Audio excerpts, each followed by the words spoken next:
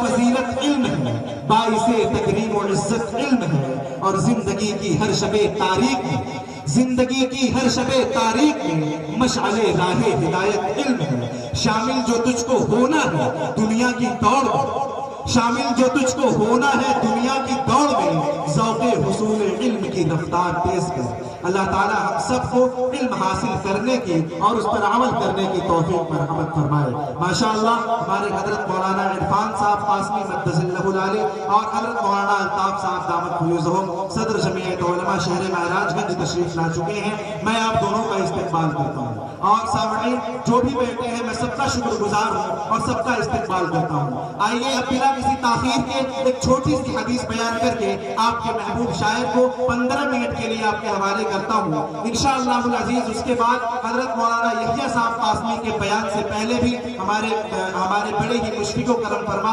حضرت قاری صاحب تھوڑا سا نذرانہ عقیدت پیش کریں گے۔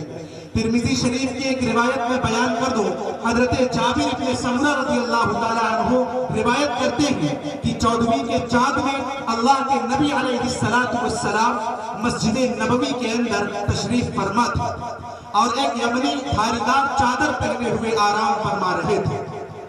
حضرت جابر بن سمرہ فرماتے ہیں کہ آپ علیہ السلام آرام فرما تھے، اور آسمان کے اوپر 14ویں کا چاند بڑے آبوتاب کے ساتھ جگمگا رہا تھا۔ فرماتے ہیں کہ ایک مرتبہ میں آپ کے روح انور کو دیکھتا، ایک مرتبہ چاند کی طرف دیکھتا، ایک مرتبہ آپ کے چہرے کی طرف دیکھتا، ایک مرتبہ چاند کی طرف دیکھتا۔ پھر فرماتے ہیں فَإِذَا هُوَ أَحْسَنُ عِنْدِي مِنَ الْقَمَرِ، کہ آپ علیہ السلام کا چہرہ چاند کے خوبصورتی سے زیادہ خوبصورت تھا۔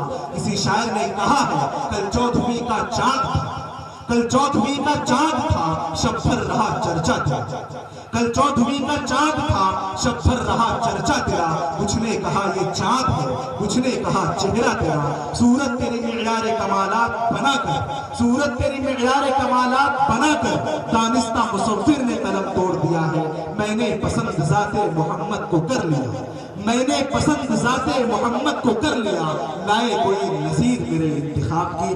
آئیے اس چھوٹی سی تمہید کے ساتھ پھر ایک بار دربار رسالت مآب صلی اللہ علیہ وسلم میں نذرانہ عقیدت پیش کرنے کے لیے شاعر چمنستانی نبوت ہم سب کے دلوں کی دھڑکن شاعر استوار لے کے آ، تاریکیوں میں عزم پرانوار لے کے آ، زندگی کی دولت بیزار لے کے آ، اور شعر و سخن کو جس سے نیا باغ فن ملے ایسا حسین لہجے گفتار لے کے آ۔